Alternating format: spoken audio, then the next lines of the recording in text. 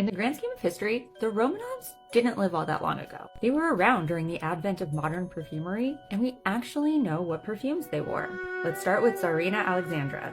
The Empress was Queen Victoria's favorite grandchild, but unfortunately, as Empress, she was very reserved and not a favorite of the people. And her reliance on Rasputin led to a lot of unsavory rumors. And I mention this because this is how we came to learn about her scent.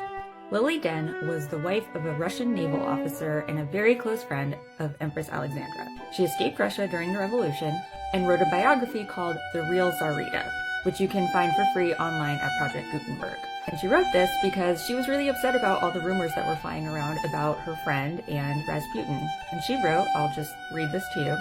Apropos of her fondness for lilac and lilies of the valley, I may mention that the Empress loved all flowers, her especial favorites being lilies, magnolias, wisteria, rhododendrons, freesias, and violets. A love of flowers is usually akin to a love of perfumes, and the Empress was no exception to the rule. She generally used Atkinson's White Rose.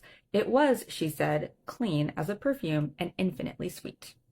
Okay, and this is a photo of the actual perfume bottles of the perfumes worn by the Romanovs. And Alexandra's perfume, Atkinson's White Rose, is this tall bottle right up here. It was launched in 1860, and it was a powdery rose with nuts of bergamot and musk. The brand is still around, and it relaunched this perfume back in 2018 and renamed it White Rose de Alix, commemorating the ill-fated Empress, but unfortunately doesn't look like it's made anymore. And you can still find some samples at decant websites. I saw specifically on Scent Split that they have it. Another famous person who wore this scent was Vivian Lee, somebody that I will probably do a video about soon. And then from my collection, I have two that are similar to White Rose, and they are, no surprise, Antoinette, which has rose, moss, and bergamot, and Beautiful Fool, which has champagne, prickly pear, and sandalwood. Stay tuned for part 2, where we'll talk about Romanov perfumes for the Grand Duchesses, including Anastasia, and you can find the rest of my perfume history videos on my page.